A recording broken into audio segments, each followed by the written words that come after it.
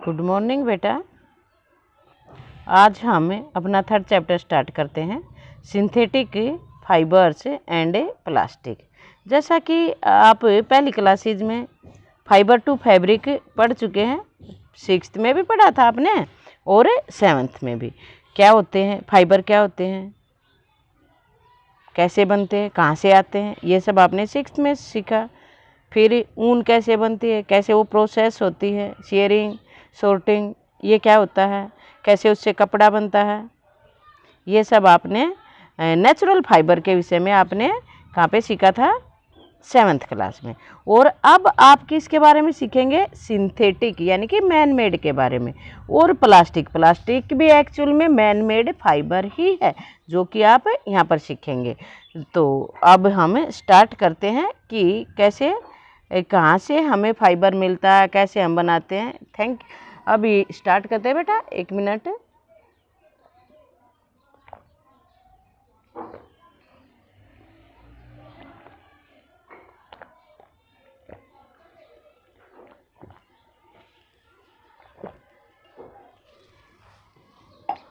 तो अभी हम शुरू करते हैं बच्चों।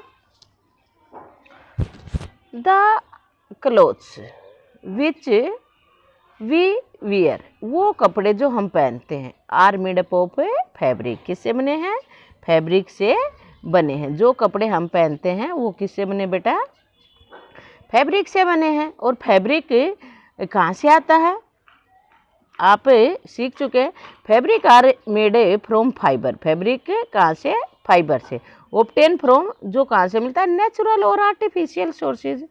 नेचुरल का आप पढ़ चुके हैं। Can you name some natural fibre, क्या आप नाम बता सकते हैं नेचुरल फाइबर, कौन कौन से नेचुरल फाइबर होते हैं। नेचुरल फाइबर होते हैं जूट, कॉटन, सिल्क एट्सेट्रा, ये क्या है, नेचुरल फाइबर है। Fibres are also used for making a large variety of household articles. और जो फाइबर्स होते हैं वो बहुत प्रकार के घरेलू कामों के लिए, जो सामान बनता, आर्टिकल्स बनते हैं, उनके लिए इस्तेमाल किए जाते हैं।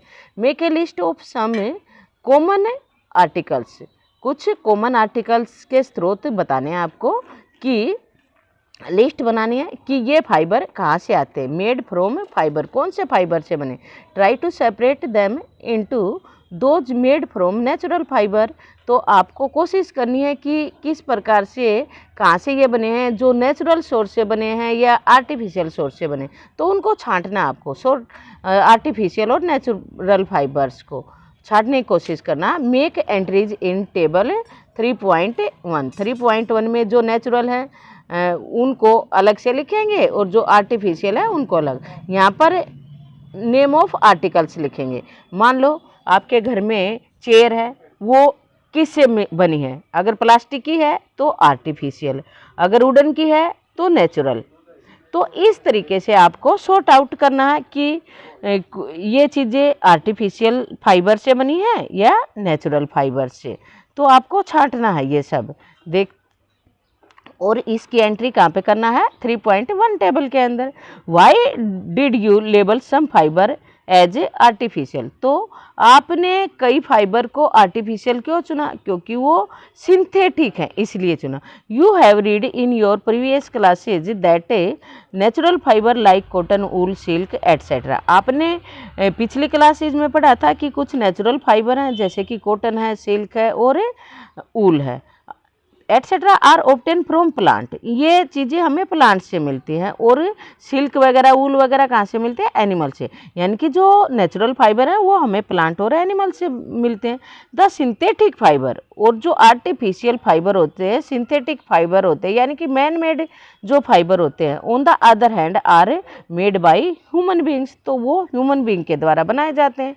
दैट इज वाई, और यही कारण है, these are called synthetic fibre, कि हम इनको सिंथेटिक और मैन मेड फाइबर के नाम से जानते हैं। तो अब आप समझ गए हैं कि मैन मेड क्या होते हैं और नेचुरल क्या होते हैं। तो ये सिंथेटिक फाइबर बनते कैसे, क्या ये पूरी तरह केमिकल से बनते हैं या इनकी सोर्स कुछ नेचुरल भी है, यानी कि प्लांट या एनिमल से लिए जाते हैं, तो दोनों प्रकार से बनते हैं। तो स्टार्टिंग में जो बनाए गए बेटा सिंथेटिक फाइबर, उनका स्रोत था नेचुरल सोर्स, कि हमने पहले वो नेचुरल सोर्स के द्वारा ही बनाए थे। स्टार्टिंग में जो हमने लिया था, जब सबसे पहले हमने सिंथेटिक फाइबर बनाने शुरू किए थे, तो उस टाइम पूरी तरह से वो सिंथेटिक नहीं थे। जो उनका स्रोत था, जो स्टार्टिंग की थी हमने, जो स्टार्टिंग शुरुआत में लिया था मटेरियल, वो नेचुरल ही था। Try to recall the uniform pattern bound in necklace. आप कोशिश करो कि जो नेकलेस होता है वो कैसे, एक धागे के अंदर बीड्स पिरोए गए होते हैं, तो एक प्रकार से यूनिफॉर्म बन जाता। तो यहाँ पर जो बीड्स हैं ये यूनिट हैं। जैसे यहाँ पे एक ये दिखाया गया है, ये पेपर क्लिप जोड़ जोड़ के एक पैटर्न बनाया गया है, तो प्रत्येक जो एक पेपर क्लिप है वो एक यूनिट है। मोनोमर और मर से पॉलीमर, पॉलीमर का मतलब बहुत सारे, मर का मतलब यूनिट, तो इस प्रकार से पॉलीमर बनते हैं। In a necklace of beads joint with the help of thread, कि नेकलेस के अंदर जो बीड्स होते हैं, मोतियाँ होते हैं, वो एक धागे की सहायता से जुड़े हुए होते हैं। और try to join a number of clips, और आप नंबर ऑफ क्लिप्स यानी कि बहुत सारी क्लिप्स को एक दूसरे के साथ जोड़ने की कोशिश करो, और इस प्रकार से मेक ए लॉन्ग चेन, और एक लंबी सी चेन बनाओ। ये देखो, ये एक लंबी सी चेन बन गई है। किससे चेन बनी है? ये पेपर क्लिप से।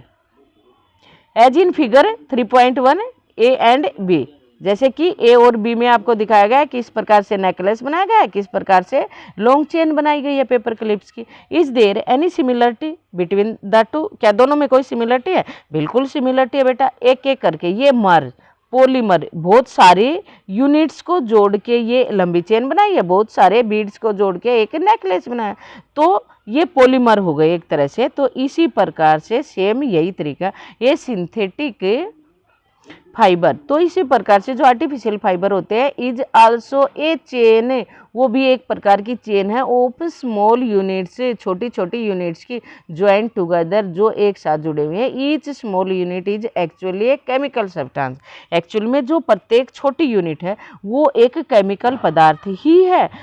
Many small such small units, और बहुत सारी इस प्रकार की छोटी यूनिट्स को कंबाइन करके यानी कि जोड़ के टू फॉर्म में लार्ज सिंगल यूनिट, और एक लार्ज बड़ी सी सिंगल यूनिट बना दी जाती है। जैसे कि ये चेन बन गई, जैसे कि ये नेकलेस बन गया, इसी प्रकार। तो इसीलिए छोटी छोटी यूनिट्स को जोड़कर एक बड़ी चेन बनाई जाती है, एक बड़े सा यूनिट बना दी जाती है, जिसका नाम क्या है? पॉलीमर। पॉली यानी कि पॉली का मतलब है मैनी, पॉली मीनिंग मैनी, और मर mean units. So A polymer is, तो इस प्रकार से एक पॉलीमर क्या है? ऑफ मैनी रिपीटिंग यूनिट्स, यानी कि बार बार प्रयोग की जाने वाली यूनिट ही है। पॉलीमर का क्या मतलब है? कि बार बार प्रयोग किए जाने वाली यूनिट्स का नाम हमने क्या रख दिया? पॉलीमर रख दिया है। नेक्स्ट पेज पे चलते बेटा। Polymers occur in nature also, polymer nature में भी बनते हैं। जैसे कि कॉटन है, कॉटन किससे बना है? जैसे ग्लूकोज होता है ना, ऐसे ही सेलुलोज भी एक प्रकार का कार्बोहाइड्रेट्स है। तो बहुत सारी सेलुलोज की यूनिट से अपना क्या बना? कॉटन बना है। तो ये जो कॉटन है वो एक पॉलीमर है। किसका पॉलीमर है? सेलुलोज का। याद रखना है, किसका पॉलीमर है? सेलुलोज का। सेलुलोज से हमारा क्या बना है? कॉटन बना है। Cellulose is made up of large number of glucose unit, cellulose भी एक प्रकार का ग्लूकोज ही है। तो बहुत सारी ग्लूकोज की यूनिट से जुड़कर अपना क्या बना है? सेलुलोज बना है, जो कि कॉटन के अंदर पाया जाता है। तो बेटा हमने ये सिंथेटिक फाइबर का पढ़ा कि किस प्रकार से सिंथेटिक फाइबर हम बनाते हैं, यानी कि क्या होता है? पॉलीमर्स होते हैं। तो अब हम सिंथेटिक फाइबर्स की टाइप पढ़ेंगे कि कितने प्रकार के सिंथेटिक फाइबर होते हैं। यहाँ पर 3-4 एग्जाम्पल दिए गए हैं। जो आप पॉलीथीन घर पे यूज करते हैं, सब्जियां लाने के लिए करते हैं, या कोई भी सामान लेके आते हैं मार्केट से, जो पॉलीथीन का इस्तेमाल करते हैं। पॉलीथीन, पॉली यानी कि बहुत सारी, इथीन यूनिट है, यानी कि इथीन एक मर है, यूनिट है, और पॉली बहुत सारी जुड़कर ये पॉलीथीन हमारी बनती है। तो इसी प्रकार से दूसरा है रेयन, एक है नाइलॉन। तो इस प्रकार से बहुत सारे सिंथेटिक फाइबर हैं। प्लास्टिक भी एक प्रकार का सिंथेटिक फाइबर है। तो ये सब आप एक एक करके पढ़ेंगे। आज हम सिर्फ रेयन को ही देखते हैं। We have read in class 7th that a silk fiber obtained from the silkworm was discovered in China and was kept as a closely guarded secret for a long time.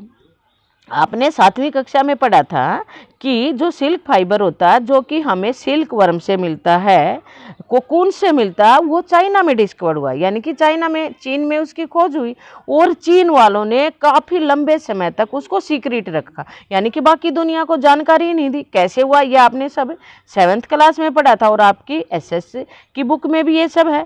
तो उन्होंने secret रखा, काफ़ी लंबे समय तक बताया नहीं बाकी संसार को। Fabric obtain from silk worm, और जो फैब्रिक सिल्क वर्म से प्राप्त होता है वो फैब्रिक बहुत ज़्यादा कॉस्टली है। Silk fibre are very costly, बहुत ज़्यादा महंगा है बेटा। क्यों? क्योंकि ये बहुत ही आकर्षक है, इसका टेक्सचर, इसकी जो बनावट है बहुत ही अच्छी है और ये वेरी ब्यूटीफुल है, बहुत फाइन है, इसमें सलवटें नहीं आती, बहुत सारी इसकी प्रॉपर्टीज़ हैं। But it's beautiful texture fascinating everybody, लेकिन वैसे कॉस्टली है, लेकिन इस फैब्रिक ने, इस फाइबर ने सारी दुनिया को आकर्षित किया। Attempt were made up of to silk artificially, तो ऐसे प्रयास किए गए बेटा जिससे कि सिल्क ही आर्टिफिशियल बन जाए, क्योंकि ये रेयरिंग करने का, सिल्क वर्म को पालना, फिर उससे सिल्क प्राप्त करना बहुत काफ़ी कॉस्टली प्रोसेस था और केवल बड़े लोग इसको खरीद सकते थे जो ज़्यादा रिच हुआ करते थे, लेकिन ये सभी को मोह था, ये बहुत अच्छा फाइबर था तो सभी इसकी तरफ आकर्षित होते थे। तो इसी कारण ऐसे प्रयास किए गए जाए कि आर्टिफिशियल सिल्क बना ली जाए।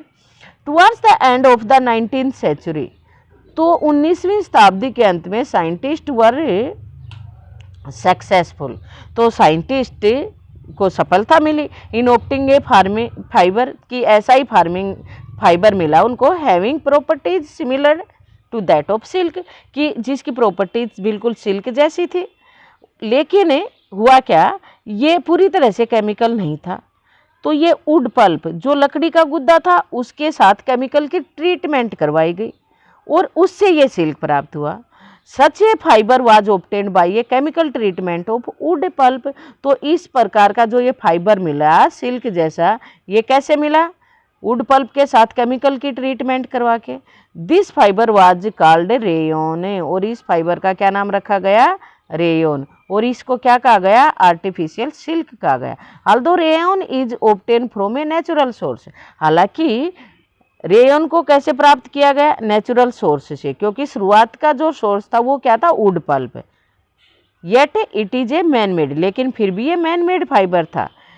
It is cheaper than silk, और ये सिल्क से सस्ता था, लेकिन प्रॉपर्टीज सारी वैसे ही, कई कलर में इसको हम प्रयोग कर सकते थे, प्रॉपर्टीज सारी किसकी थी? सिल्क की। It can woven and can be woven like silk fibre, और सिल्क फाइबर की तरह ही इसका हमें बना सकते थे, बुन सकते थे। It can also be died, और इसको हम रंग भी कर सकते थे, डाई भी कर सकते थे। वाइड वैरायटी, बहुत ज़्यादा रंगों में of colours. Rayon is mixed with cotton, rayon को फिर कॉटन के साथ मिलाया गया जिससे कि बेड शीट, और मिक्सड विद ऊल, और ऊल के साथ मिलाकर, रेयन को जब कॉटन के साथ मिलाएंगे तो बेड शीट बनेंगी, और जब रेयन को मिक्स करेंगे ऊल के साथ तो कारपेट यानी कि चटाइयाँ वगैरह बनाई जाएंगी। तो रेयन का बहुत ज़्यादा इस्तेमाल किया गया। तो बेटा आज के लिए बस इतना ही, नायलॉन को हम कल के लिए छोड़ देते हैं। तो थैंक यू बेटा, स्टे होम स्टे ब्लेस्ड।